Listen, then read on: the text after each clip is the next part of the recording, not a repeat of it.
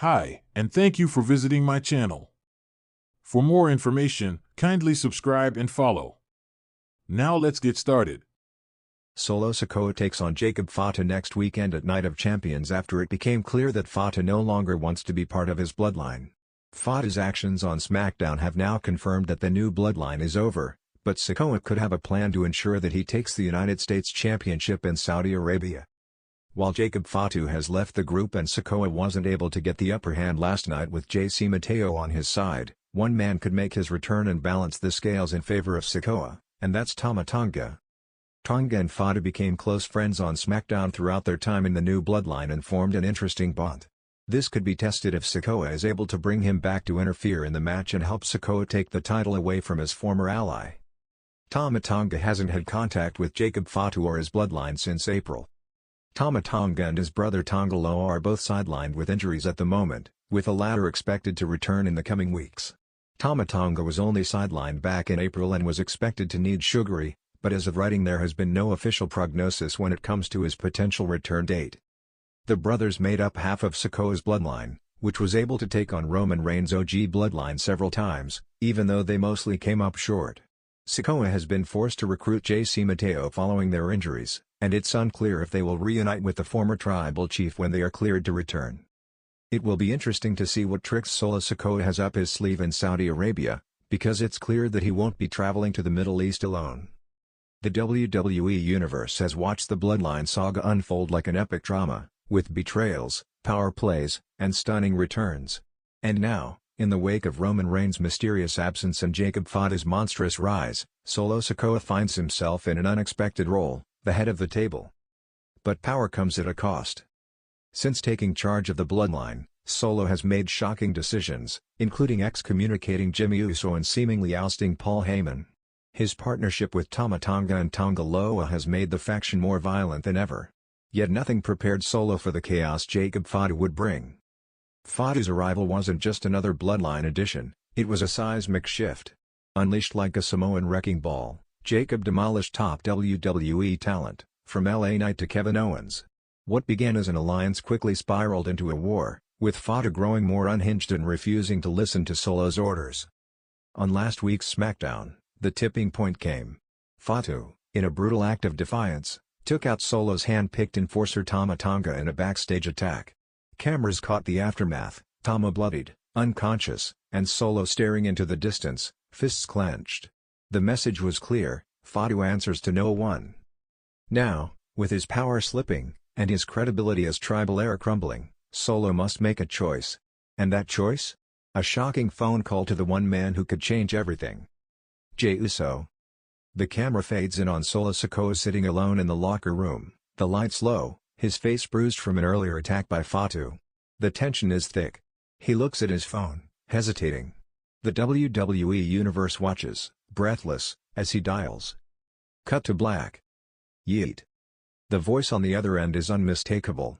Jey Uso, main event status, former bloodline soldier, and the man who walked away from it all. Solo doesn't speak immediately.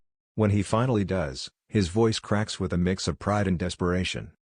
I didn't want to make this call. But Jacob. He's tearing us apart. Jey remains silent. He ain't one of us, Us. He don't care about the family. He's just chaos. Still silence. We need to end him.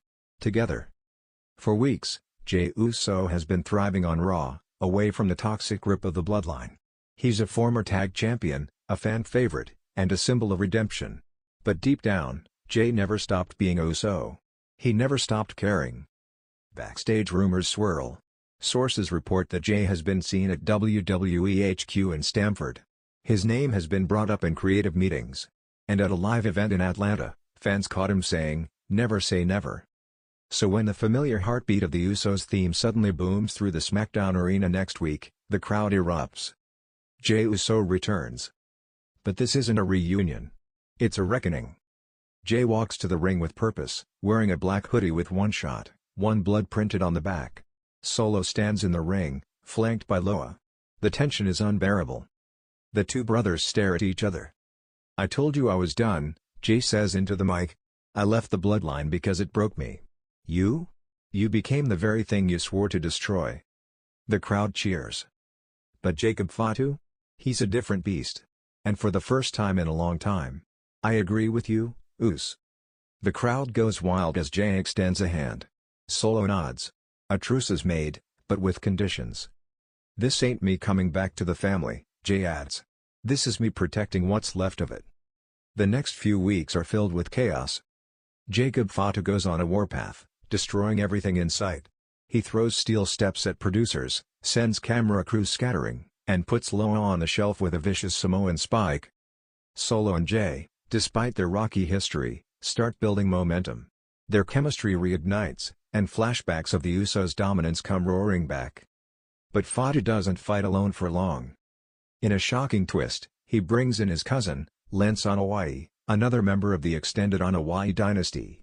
While not a household name in WWE, Lance is a respected competitor on the indie scene and in MLW. With his arrival, the battle lines are drawn.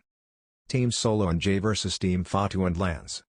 WWE announces a blockbuster main event, Tag Team Warfare at SummerSlam. The stipulation? The winning team takes control of the bloodline. It's a civil war within the civil war. On the go-home SmackDown before SummerSlam, Solo stands alone in the ring. He looks into the camera. Roman left us. Jacob betrayed us. But I'm still here. And now, Jay's back too. Fatu, you say you're untouchable? We're about to change that. The crowd chants, Us, Us, Us. SummerSlam arrives. The match is violent, raw, emotional. Super kicks fly. Spears crack. Solo hits the spinning solo. Fatu kicks out. Jay Uso hits the Uso splash. Lance breaks the count. Chaos ensues. In the end, it's Jay who pins Fatu, just like he once pinned Roman. 1, 2, 3. The bloodline is reborn. Solo and Jay, standing tall in the ring, don't raise hands in victory. They nod in mutual respect. It's not a reunion of brothers. It's an alliance of survivors. Post-match, backstage. Paul Heyman watches on a monitor, his expression unreadable. Behind him, a shadowy figure steps into view. A voice whispers, "You ready to finish what we started?" The camera pans to reveal Roman Reigns, returning at last. To be continued. This chapter of the Bloodline saga has reset the landscape. Solo Sikoa's decision to call back Jey Uso may have saved their legacy, for now.